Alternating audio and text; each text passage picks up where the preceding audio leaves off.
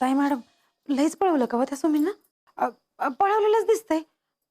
लईच घामटा काढलाय की तुमचा. का तुम्हाला फार आनंद होतोय का? नाही नाही, अहो मला तर रडूच येतंय बघा. मला तर स्वप्नात बी वाटलं नव्हतं तुमची अशी अवस्था होईल म्हणून.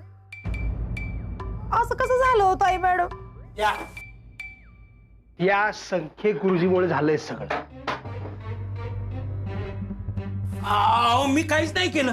गुरुजी, तुम्ही जर काही केलं नाही, काही झालं नाही, तर मग तुम्ही दिलेलं पान ताई मॅडमशी असं का वागतंय? अहो मला काय माहित. सोडा सोडा मला. गुरुजी, आता तुमची सुटका नाही हा? ताई मॅडम, ताई मॅडम, अहो असं सारखं सारखं मला उचलून आणणं बरं नव्हे हो ताई मॅडम. हो का? मग ताईची ही जी अवस्था झाली आहे ती बरोबर आहे का? नाही, मग हे जे घडतंय ते बरोबर आहे का? अजिबात नाही. मग का घडतंय असं सांगा ना. तुम्ही सांगितल्याप्रमाणे माझ्या समोरचं लग्न त्या खानावळवालीशी लावून दिलं का? तर माझा समोर मुख्यमंत्री बनावा म्हणून. मुख्यमंत्री तर हाऊस द्या, साधा इलेक्शनला सुद्धा उभा राहिला नाही माझा मुलगा. काय बनला? तर कारखान्याचं चेअरमन. हा, उलट ताईला नोकर बनावं लागलं. रमी बसणार म्हणून कसलं पान जोडून दिलं गुरुजी? अहो ताईची वाट लागली पार. ताई मॅडम, आम्ही जे केलं ते समर साहेब मुख्यमंत्री व्हावेत म्हणून. आज ना उद्या ते नक्की होतील, तुम्ही विश्वास ठेवा. आणि सुमीच्या पत्रिकेतला राजयोग आहे ना, त्या राजयोगानं नक्की समर साहेब मुख्यमंत्री होणार. ते ठीक आहे, पण ताईची ही अवस्था काय झाली? तिचा काय संबंध? सांगा ना. हो सांगा गुरुजी, सांगा. नरसू, यांना उलट लटकव आणि मिरचीची धुरी दे खालून, मगच कळेल सगळं. अहो नको नको नको. अहो ताई मॅडम, मी सगळं तुमच्या भल्याचंच करतोय हो. अच्छा, हे चाललंय ते भलं चाललंय? सांगा ना, भलं चाललंय? नाही, मग काय? Side effect. कसली साईड इफेक्ट? ताई मॅडम, समर साहेब मुख्यमंत्री व्हावेत म्हणून मी जे इलाज केलेत ना, त्याचे साईड इफेक्ट. ते डॉक्टरांच्या औषधाचे असतात का ना साईड इफेक्ट, म्हणजे ते चक्कर येणं, मळमळणं, झोप येणं, तसं. अच्छा, हे उपाय डॉक्टरी उपाय आहेत? नाही, म्हणून तर डॉक्टरी साईड इफेक्ट होत नाहीयेत. हे असे होत आहे. गुरुजी, शेंड्या लावू नका, खरं काय ते सांगा. अहो खरं सांगतोय मामासाहेब. अहो आपली आणि माझी दुश्मनी आहे का? मी कशाला मुद्दाम करेन असं सगळं? ताई तू सांग फक्त, या गुरुजींचं मी काय करू? आत्तापुरतं सोडून दे, पण हे शेवटचं, याच्यानंतर आमच्या मनासारखं घडलं नाही ना, तर यांचं पान विस्कटून टाक नरसू. बेबी, नरसू, काय? अरे ती ती ती इथे बंगल्यापर्यंत पोहोचली. कोणती? अरे ती माझी मैत्रीण रमा. तू आत्ताच्या आत्ता जा आणि तिला बंगल्यावर घालवून टाक. चालेल चालेल.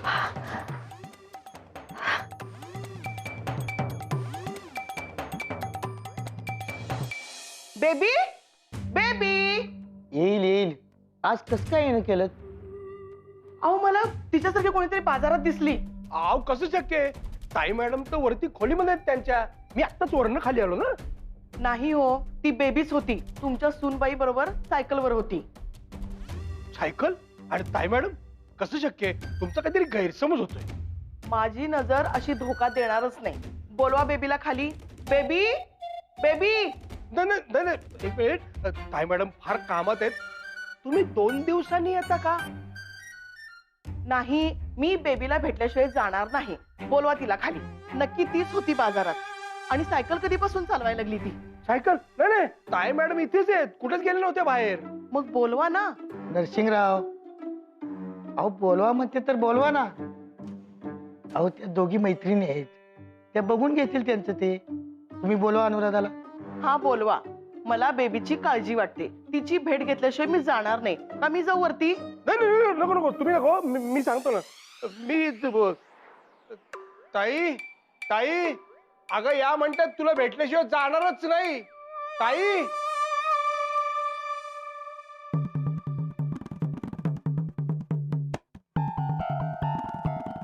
काय ग हे अनुराधा?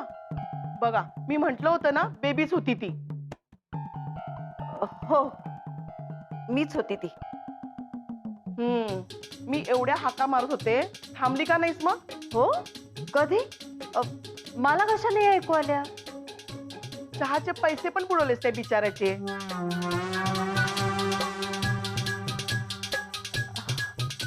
नाही. आणि काय ग, असा का नोकरासारखा वेश केलाय? सुनेने केले नाहीत ना हे हाल? ताई मॅडम म्हणतात मला. हो का? मग ताई मॅडमचे असे हाल झाले कसे म्हणायचे? राजकारण खेळतीये मी. असलं? हो, तळागाळातल्या लोकांना आपलंसं वाटावं म्हणून. अच्छा, मग सायकलवर का फिरत होतीस तोंड लपवून? ते नोकरांचा फील यावा म्हणून. मोठे मोठे पुढारी नेते ऍक्टिंगला सरावलेले असतात ना, मी नाहीये ना म्हणून. अच्छा, बर बाई, राजकारण करत होतीस पण ते बाहेर ना, मग आता घरी आल्यावर तर बदलायची की साडी, का नाही बदललीस? गुरुजी म्हणाले की ताई मॅडम जर घरामध्ये 4 दिवस नोकरांच्या वेशात फिरल्या, वावरल्या तर समरला इलेक्शन मध्ये त्याचा फायदा होईल. काय गुरुजी? हो हो हो हो. अच्छा, म्हणजे सगळी उत्तरं तयार ठेवूनच आहात वाटतं तुम्ही. राजकारणात तसं करावं लागतं ना. ठीक आहे अनुराधा, तुझी मैत्रीण आलीये घरी, साधं पाणी नाही विचारलंस तू. गीता, गीता. अगो बाई, आता हे आणि काय नवीन? मोलकर्णीला मालकीन केलंस की तू तर.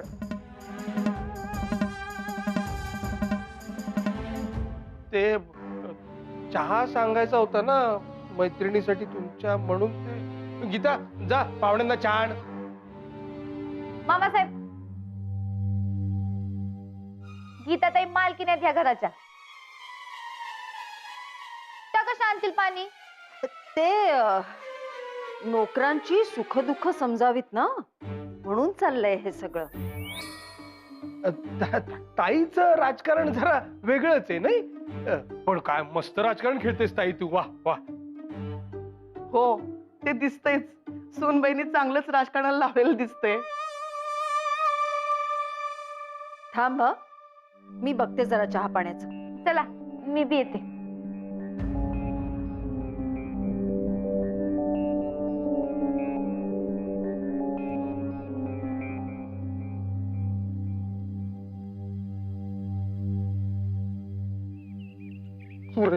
सुरेश आता काय खरं नाही बाबा. काय झालं बाबा? तुम्ही आता जादाच करायला लागले बघ. आज ताई मॅडम सायकल वरनं घुमिवलंय माहित आहे का? ताई मॅडम सायकल?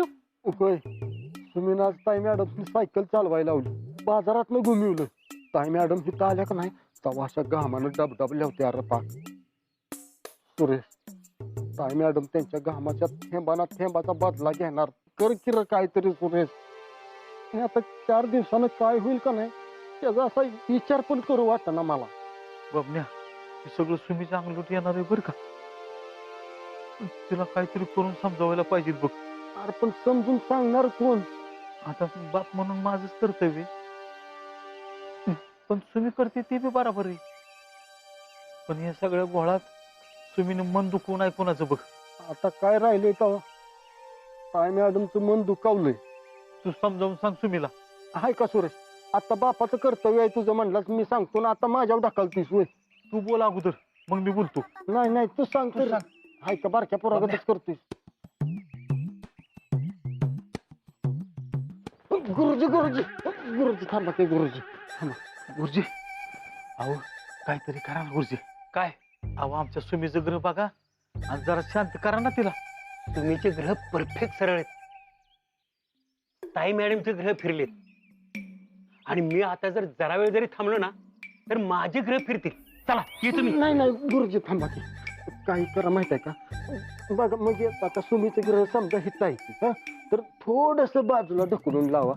काहीतरी करावं, लय उपकार होतील, नाही तर काही खरं नाही. आहो बबन, तुम्हीचे ग्रह अत्यंत बळकट आहेत. त्याला मीच काय कुणीच सरळ करू शकणार नाही. चला मी येतो. बॉम्बला आता काय करायचं रे सुरेश?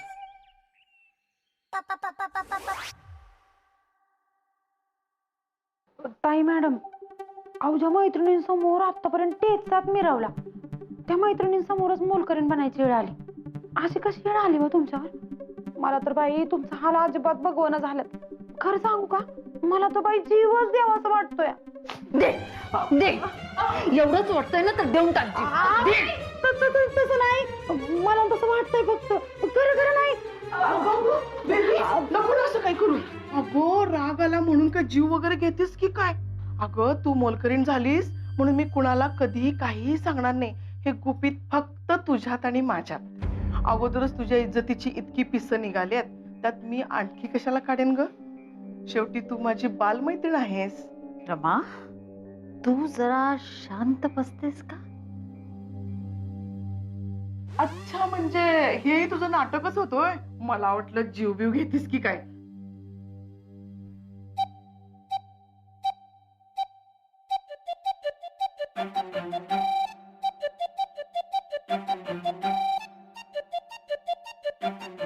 अगं अनुराधा, बघ तुझ्या सुनेच्या डोळ्यात पाणी आलंय.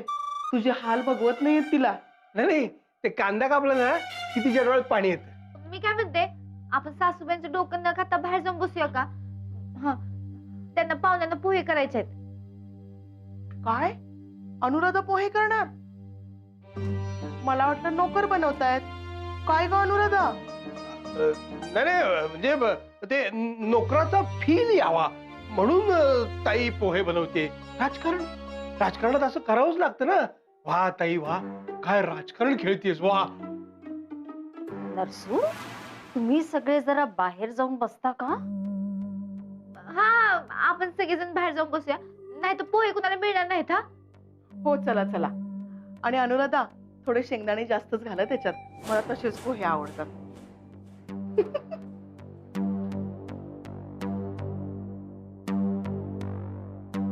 असू दे सासूबाई, 2 दिवस काढा कसं तरी.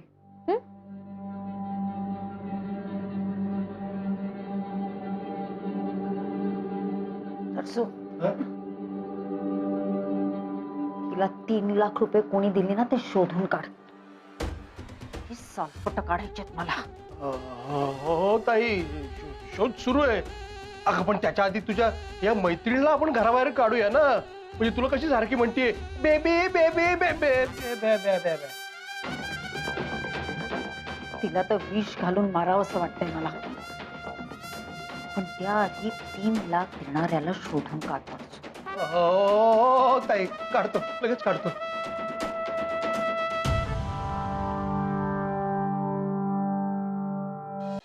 चांगलंच कामाला लावलेस की सासूला. असं काय नाही, त्या स्वतःच करतात. तू आत्ता ओळखत असशील बेबीला. मी लहानपणापासून ओळखते तिला. ती स्वतःहून असं कधीच काही करणार नाही. नमस्कार पाहुणा. अरे वा सुरेश, या या बसा.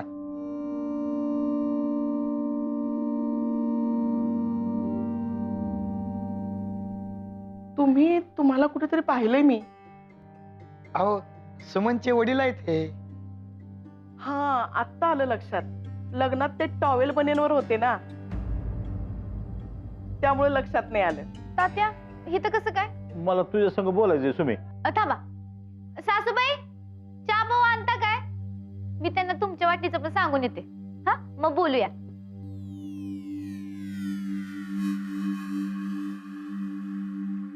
सुरेश, सुमी आता अडवायच्या पुढे निघून गेली. सुसा बाबा, आमच्या सुनबाई बद्दल काही बोलायचं नाही हा.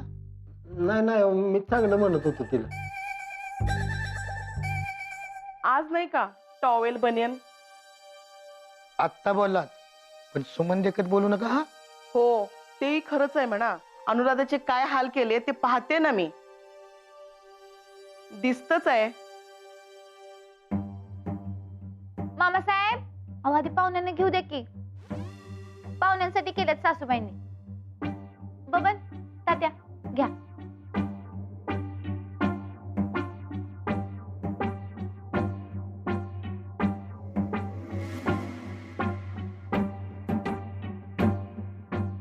तात्या, अहो घ्या की. सासूबाईंनी एवढं मेहनत करून केल्यात, तुम्ही त्यांचा अपमान करणार आहे का?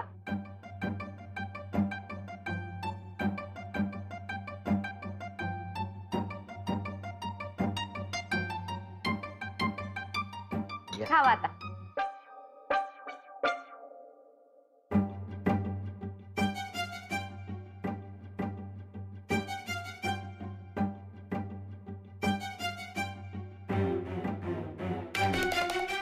कसं झालं? हो, छान झालेत. अनुराधाच्या हाताला पण चांगली चव आहे की. मग करत जाऊ का दररोज? तुझी इच्छा असेल तर करत जा. नको म्हणतेस मग राहू दे. बरं तात्या, बोला, काय बोलायचं होतं तुम्हाला? तात्या बोला की, काय बोलणार होता तुम्ही? काय नाही, असं चालतो अगं. जाऊ का मी? चल बाबले, येतो पाहुणं.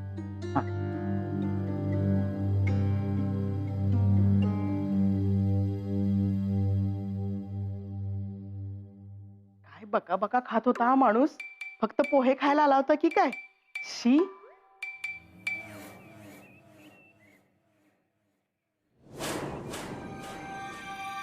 तात्या, अहो, काय झालं? आज का निघाले ताडताड? काय बोलायचं होतं तुम्हाला? सुमी, मला लई काळजी वाटायला लागली अगं तुझी. कशाची? अगं तुझी ही काय करते ना, त्यानं माझ्या मनात धडकीच भरली. नाहीतर काय तुम्ही, तू जेवढं करते का नाही त्याच्या 1000 पट ज्यादा ताई मॅडम करणार. त्याच्या नजरेतच कळायला पाहिजे तुला.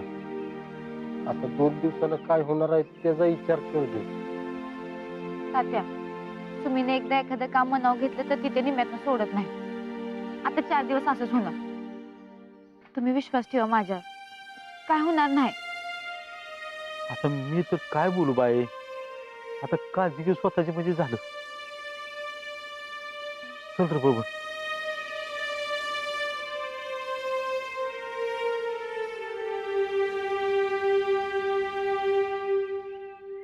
तरी मी सांगत होते आमच्या नारायणी बरोबर समरचं लग्न लावून दे म्हणून, पण नाही. तुला राजकारणाची भारी हाऊस.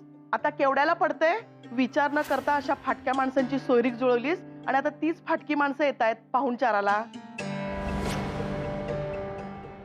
आणि तुला मोलकरीण बनून पाहुणचार करायला लागतोय.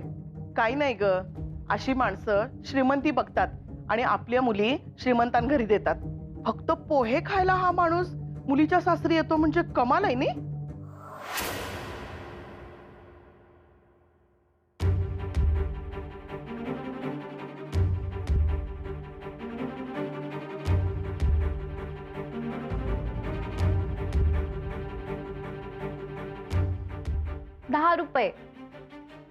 ₹10 किंमत होती या पोह्यांची. ह्या 10 रुपयाच्या पाहुणचारासाठी आलं नव्हतं माझं तात्या. ते आलं तर माझ्यासाठी, त्यांच्या लेकीसाठी. तुम्हाला काय वाटलं पोरीचा बाप सासरी पाहुणचार झोडायला येतोय?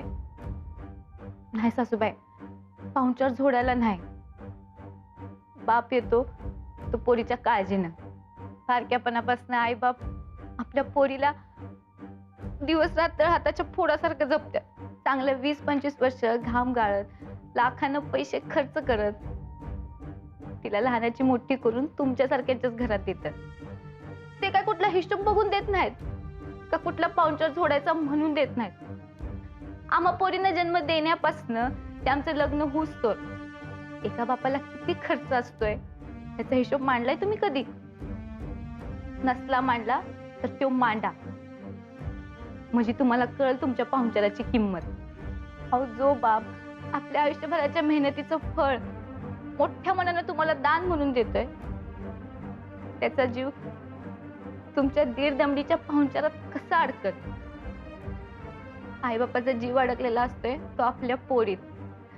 आपल्या पोरीची ख्याली खुशाली बघायला, आपलं पोर कुठं चुकत नाही ना हे बघायला काळजीपोटी ते सासरी येत असतात. आपलं पोर चुकलं तर कान बी धरतात आणि चुकात असं समाधानानं परत जातात. पण तुम्ही माणसं त्यांचं प्रेम आणि माया पैशात मोजताय. तुमच्या अशा वागणुकीनं जुनी माणसं पोरीच्या सासरचं पाणी बी पित नाहीत. पण पुराणातली वांगी पुराणातच. काय बी झालं तरी सून आणि तिचा बाप सगळं खपून घेईल. हे जुनं रीतिरिवाज इसरा आता सासूबाई तुम्ही. मी सुमी आहे, माझ्या माहेरच्या माणसांचा अपमान मी खपून घेणार नाही. तुम्हाला मान द्यायचा नसेल तर देऊ नका, आणि त्याची गरज बी नाही माझ्या तात्यांना. पण जर का तुम्ही त्यांचा अपमान केला तर तुम्ही हाय आणि ही सुमी हाय.